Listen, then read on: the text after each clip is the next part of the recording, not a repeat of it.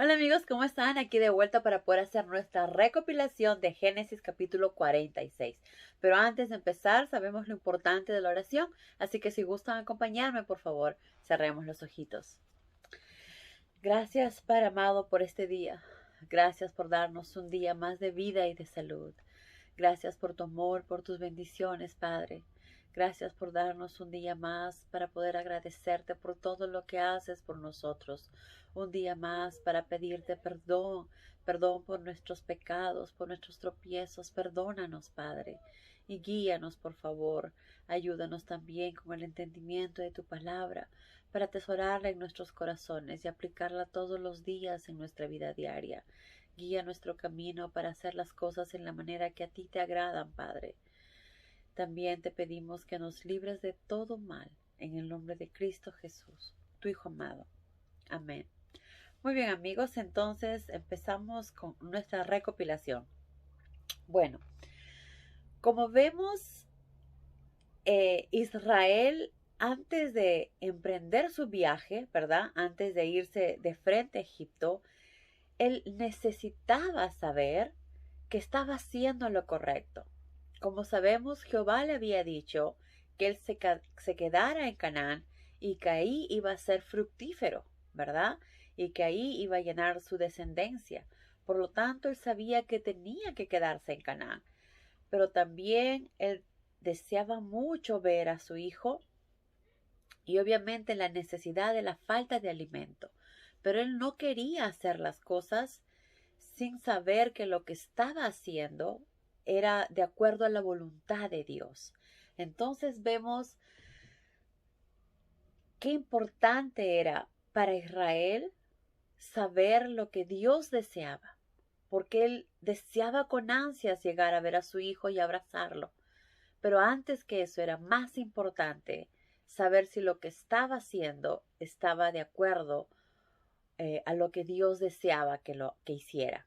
Entonces, Israel emprendió el viaje, dice, con todas sus posesiones y fue hasta Berseba, donde ofreció sacrificios al Dios de su padre Isaac, quiere decir a Jehová.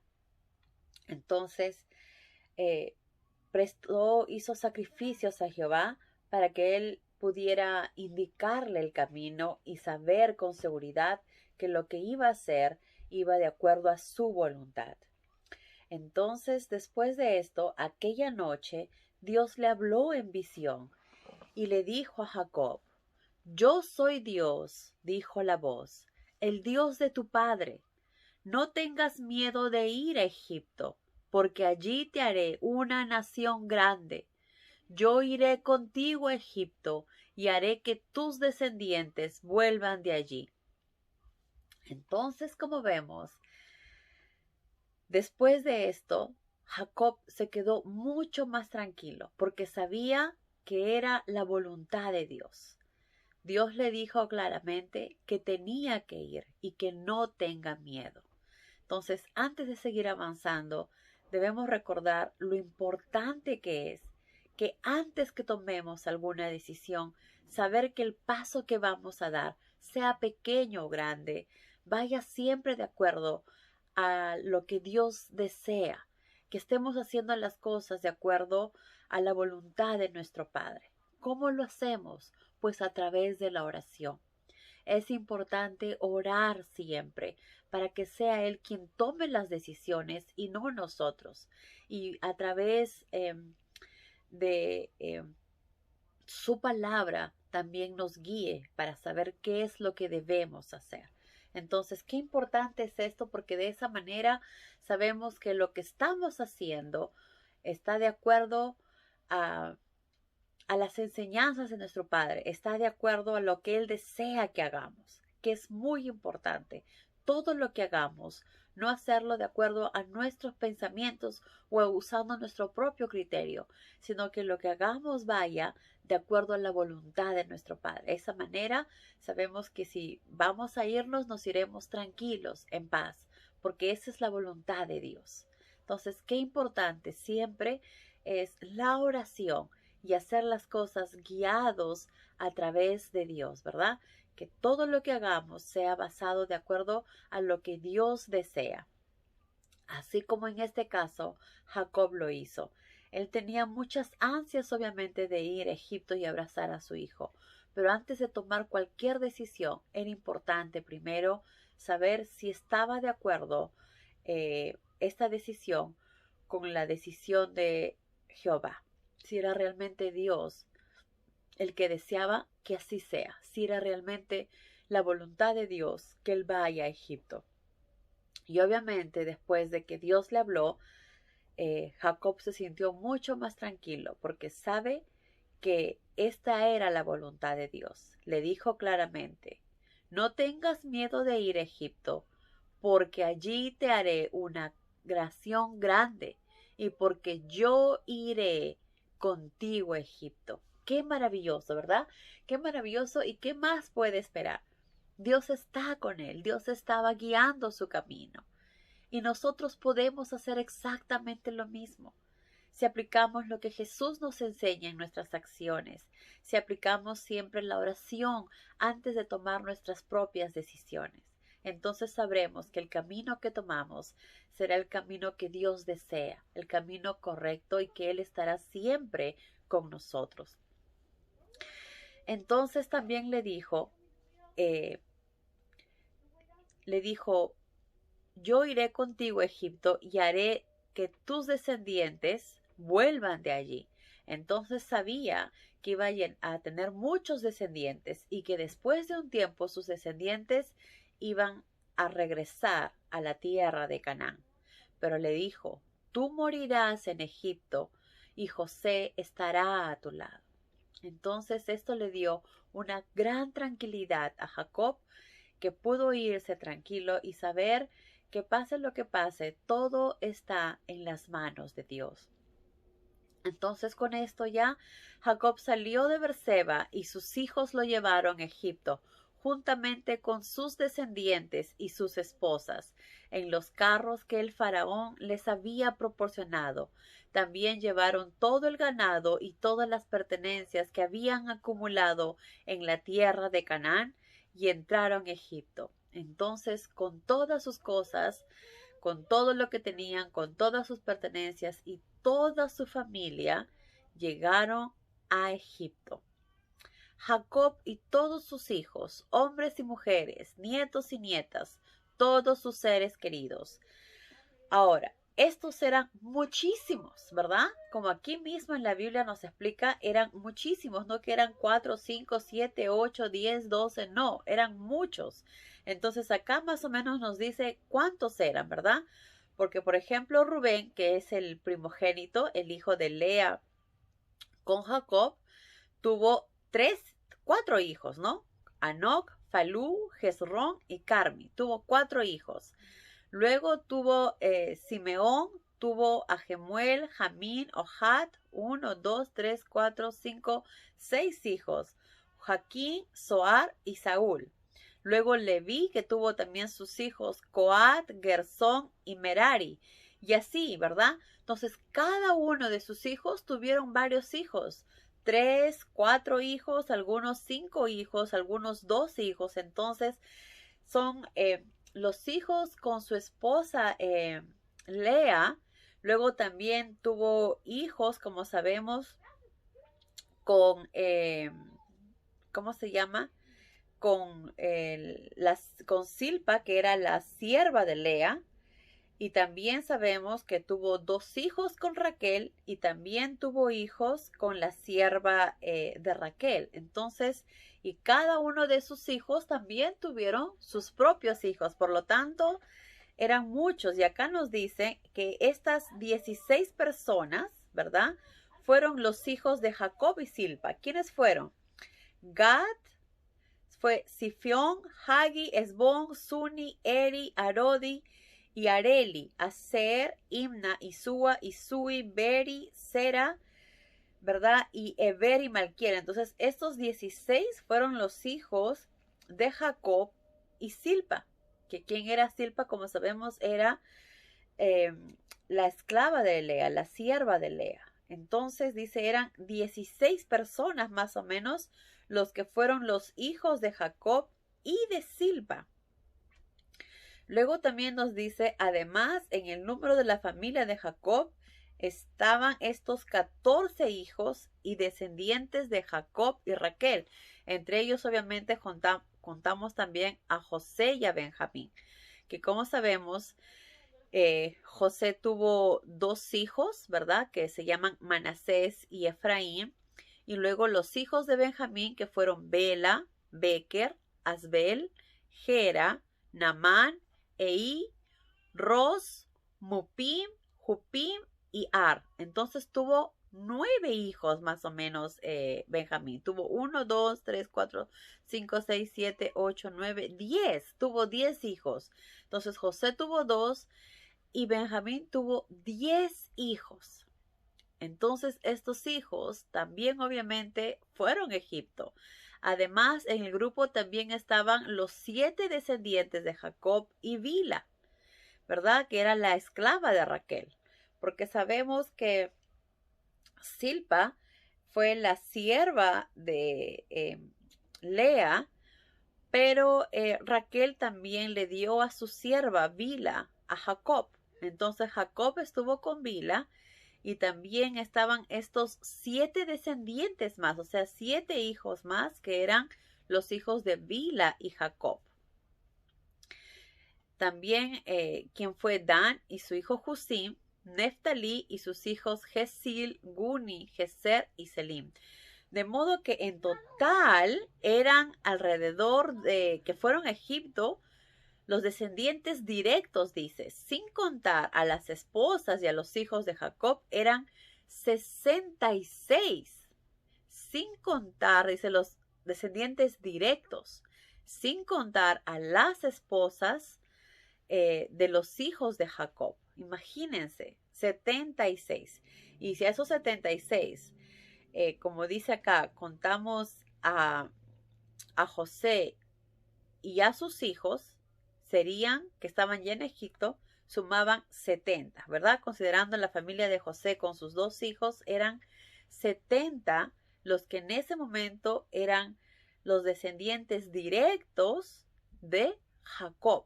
Imagínense. Entonces todos ellos fueron camino a Egipto, pero dice que Jacob envió a Judá adelante para que le dijera a José que ellos ya estaban en camino.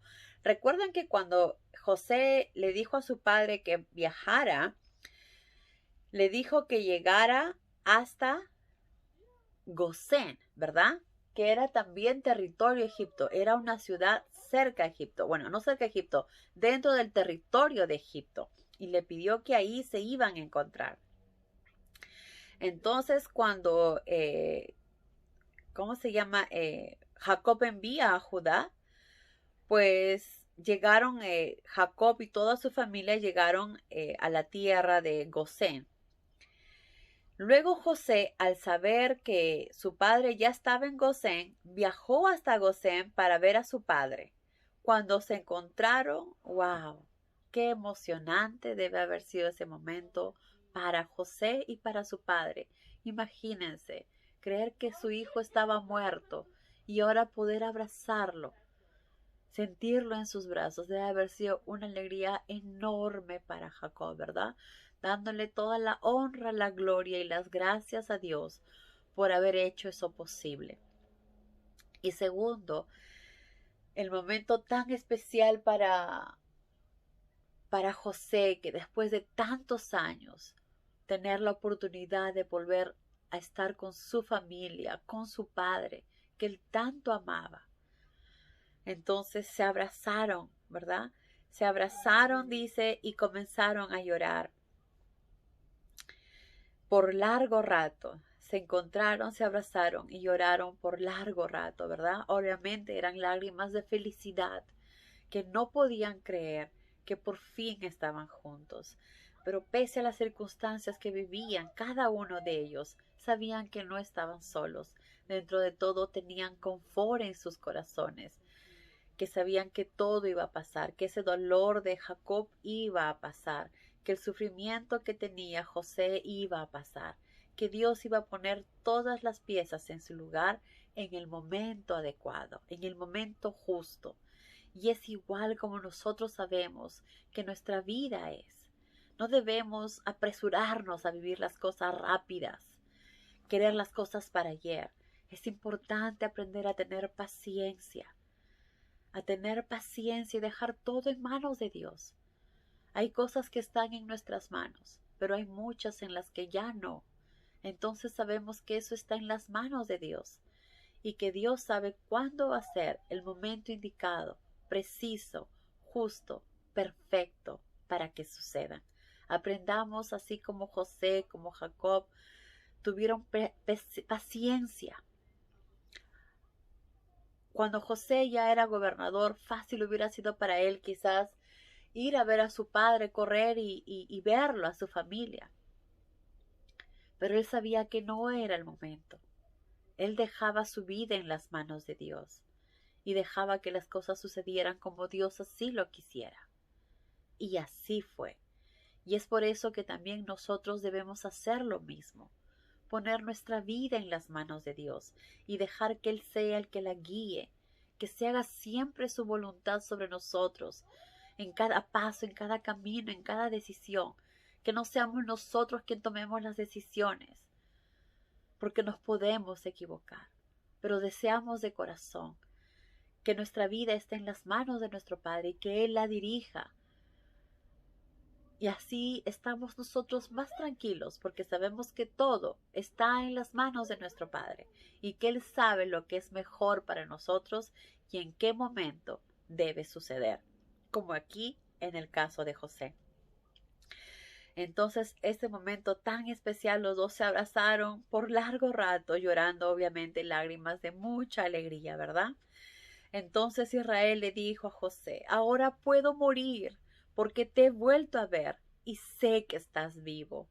Cuánta alegría, ¿verdad? Gloria a Dios por tanta alegría. José entonces le dijo a sus hermanos y a sus familias: voy a decirle al faraón que ustedes ya están aquí y que han venido de la tierra de Canaán a reunirse conmigo. Además le diré: estos hombres son pastores. Trajeron consigo los rebaños y las vacadas y todo lo que tenían. Entonces, cuando el faraón llame a alguno de ustedes y les pregunte por su ocupación, díganle: hemos sido pastores de ovejas desde nuestra niñez y nuestros padres lo han sido durante generaciones. ¿Por qué les dijo esto José? Pues acá mismo nos lo explica.